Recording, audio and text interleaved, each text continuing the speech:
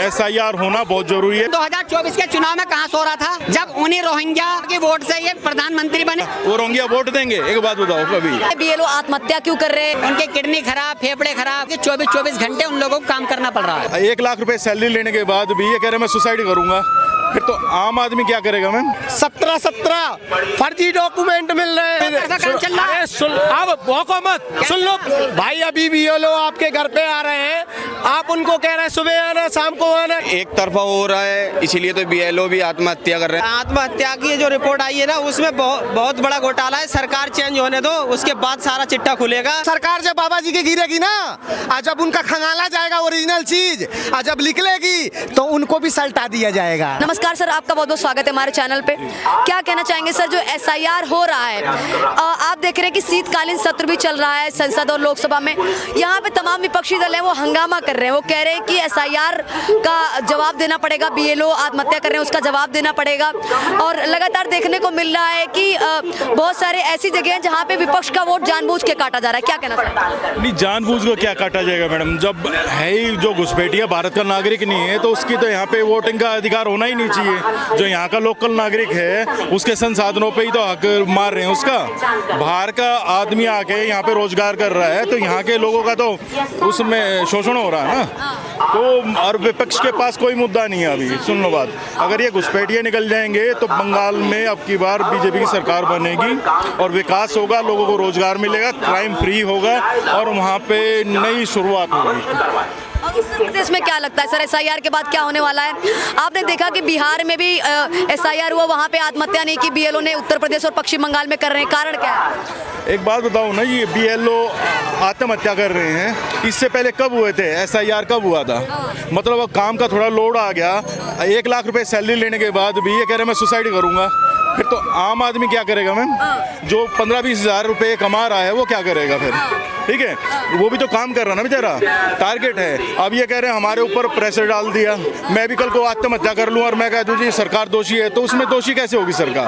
काम तो करना पड़ेगा ना, काम करेंगे तभी देश चलेगा, तभी आगे विकास होगा। और हम काम ही नहीं करेंगे और आरोप लगाते रहेंगे तो कोई फायदा नहीं उसका। और विपक्ष के पास मुद्दे नहीं है कोई भी, ना तो संसद चलने दे रहे वो, ठीक है जी, ना कोई मुद्दे की बात कर रहे हैं। आप उनसे रोजगार पे बात करोगे तो वो SIR पे आ जाएंगे, SIR पे बात करोगे तो दूसरे मुद्दे पे आ जाएंगे। उनके पास कोई तथ्य मुद्दा नहीं है कोई भी।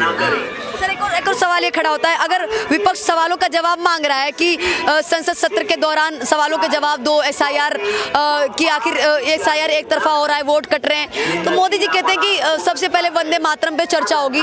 तो वंदे मातरम ज्यादा इंपॉर्टेंट है या SIR जरूरी? SIR ज्यादा जरूरी है। वंदे मातरम बोलो ना बोलो उससे कोई मतलब नहीं है, हमें मतलब है पहले SIR होना बहुत जरूरी है देश के लिए। नहीं, अगर अभी नहीं हो पाया ये कभी नहीं होगा। अब सरकार की नीयत ठीक है, करना चाहती है, और लेकिन उसको करने ही नहीं देंगे। विपक्ष में हंगामा क्यों कर रहे हैं संसद में? अगर आपने वार्तालाप करनी है तो करो ना ढंग से, उसमें आप सदन को ही नहीं चलने दोगे तो बात किसकी सुनी जाएगी? टैक्स पेयर का पैसा जाता है वहाँ पे, तो संसद क्यों नहीं चलने देंगे? कोई सबूत नहीं है किसी चीज का, लेकिन हम आरोप लगाएंगे जी।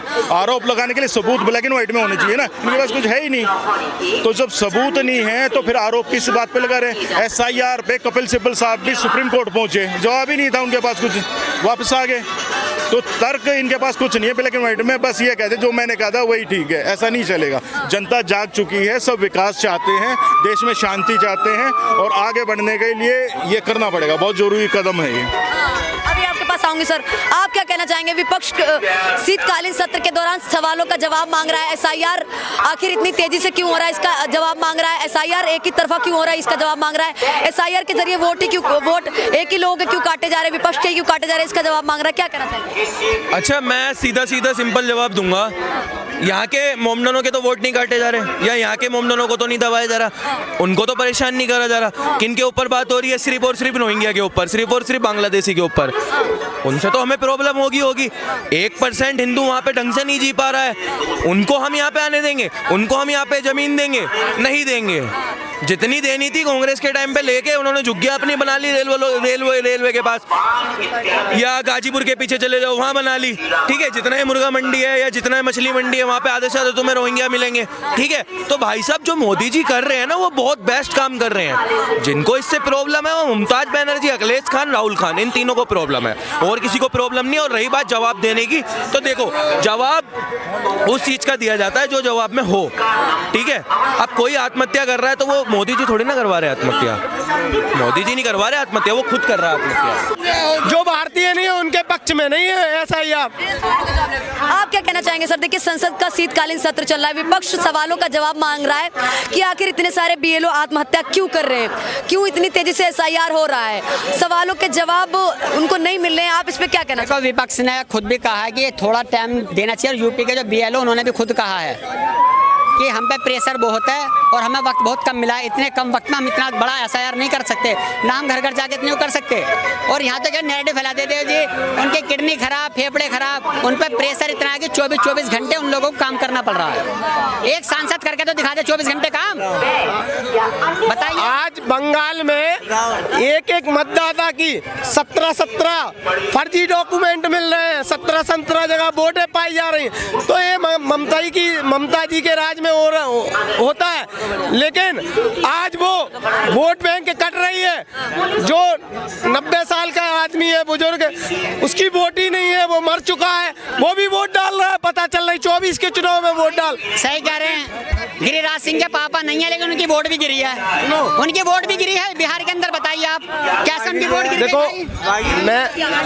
मैं कह रहा हूँ कोई भी हो, अगर फर्जी काम हो रहा है तो आज मैं तो कह रहा हूँ भारतीय मुसलमान कहाँ है सच्चे और अच्छे? क्यों आप इलेक्शन कमीशन ऑफ इंडिया को धन्यवाद नहीं करते? दोनों धन्यवाद करता है। क्यों आप अगर कोई अब भौको मत, सुन लो पहले पूरी बात, पहले पूरी बात सुन लो।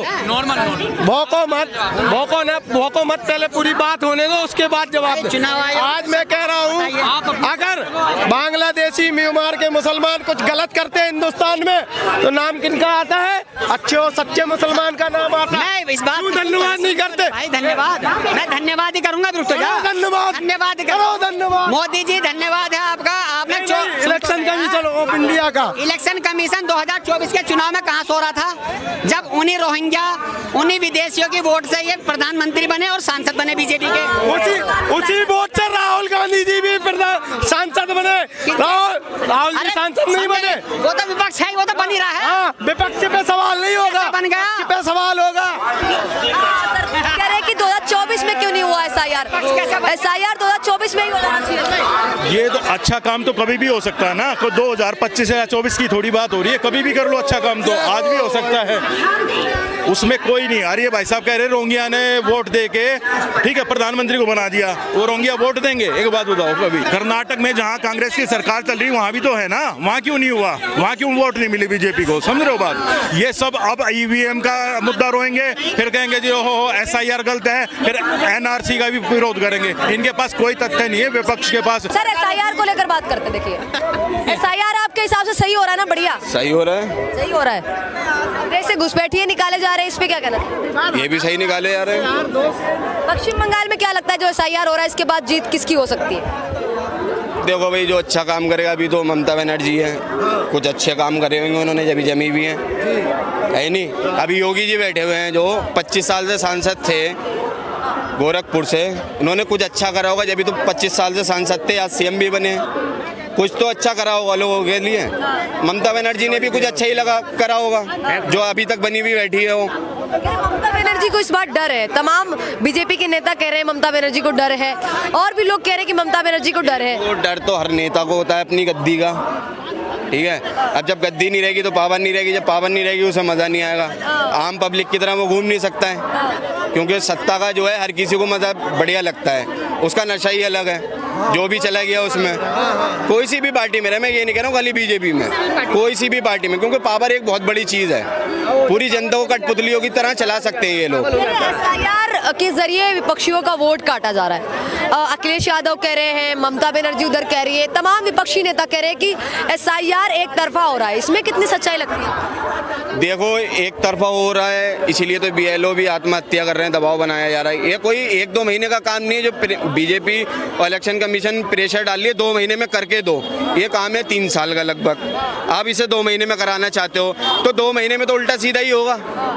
अब जिसके वोट कटने उसके तो कटे नहीं, जिसके नहीं कटने उसके काट दिया आपने। BLO सिर्फ आत्महत्या पश्चिम बंगाल में क्यों कर रहे हैं, उत्तर प्रदेश में क्यों कर रहे हैं? उनको डराया जा रहा है। जहाँ दबाव पड़ रहा है उनके ऊपर वहाँ कर रहे हैं वो। अब मान लो आपको रिपोर्टिंग 1 दिन की करनी है और आपसे मैं बोलूँ 1 घंटे में कर दो, तो उसमें तो बहुत सारी गलती होंगी। सही करते करते आपको कल न्यूज़ डालनी है, डाल ही नहीं पाओगी आप, कहाँ तक सही करोगी उसे? जब बंगाल में जो BLO की आत्महत्या की जो रिपोर्ट आई है ना, उसमें बहुत बड़ा घोटाला है। सरकार चेंज होने दो, उसके बाद सारा चिट्ठा खुलेगा। पिछली बार सरकार जब बनी थी बहुत बढ़िया बोली, उसके बाद चिट्ठा खुलेगा। ये जो बीजेपी ने कुछ घोटाला नहीं करा। जब सत्ता पलट होती है ना, कांग्रेस किताब जब ही होता है। कांग्रेस की सरकार जब जाएगी उसके बाद भांडा फूटेगा कि होने वाला क्या है।